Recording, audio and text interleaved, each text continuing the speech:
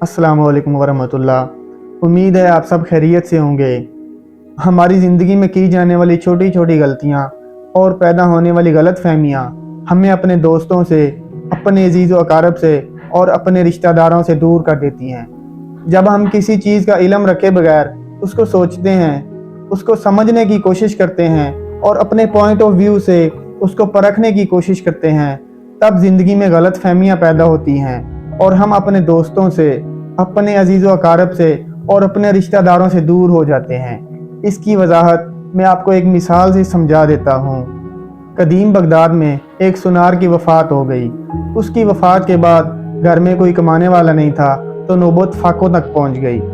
तो उसकी बीवी ने अपना कीमती नीलम के मोतियों का हार अपने बेटे को दिया और कहा कि जाओ बेटा, इसे चचा के यहाँ फ़रोख्त कर आओ और इससे जो पैसे मिले उससे कुछ घर का सामान ले आना और बाकी पैसे घर ले आना।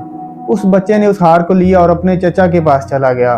उसके चचा ने उस हार को देखा और परखा तो कहा कि बेटा, अभी मार्केट में बहुत मंदा चल रहा है, आप इस हार को अपनी वालिदा के पास वापस ले जाओ।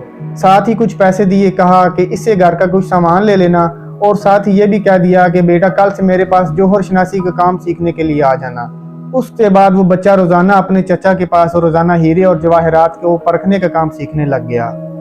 वक़्त गुजरता गया। एक दिन वो बच्चा बहुत बड़ा माहिर जौहर शनास बन गया। तो उस वक़्त के हुक्मरान, बादशाह और उमरा उससे अपने हीरे जवाहरात परखने के लिए लाने लग गए। तब उसके चचा ने उस अपने भतीजे को कहा कि बेटा, कल घर से आते हुए उस कीमती हार को भी लेते आना ताकि हम उसको फरोख्त कर सकें। जब बच्चा घर गया, उसने उस हार को देखा कि वो तो जेली था, तो उसको गाड़ी छोड़ के आ गया।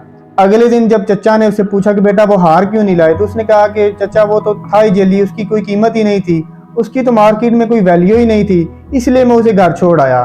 तो उसके चचा ने कहा कि बेटा, अगर ये बात मैं आपको उस वक्त कहता तो आपने ये कहना था कि आज हमारा बाप हमारे सर पर नहीं है, तो हमारे चचा ने भी आंखें फेर ली हैं और हमारी मदद से इनकार कर दिया है और बल्कि हमारे कीमती हार को भी इसने जेली कह दिया है। आज जब तुम खुद एक बहुत बड़े जौहर शनास बन चुके हो और तुम्हें खुद ही पता चल गया है कि यह हार जेली था। इस हकायत को सुनाने का मकसद ये है कि जब हम किसी चीज़ का इल्म रखे बगैर उस पर तहकीक करते हैं और अपने पॉइंट ऑफ व्यू से कोई नतीजा निकाल लेते हैं तो उससे गलत फहमियाँ पैदा होती हैं। इसलिए किसी भी मामले का, किसी भी किस्म के इशू का नतीजा निकालने से पहले उसकी खूब तहकीक कर लिया करें ताकि आप किसी अपने अजीज़, दोस्त और कीमती रिश्तेदारों से महरूम ना हो जाएं। अल्लाह हाफिज़।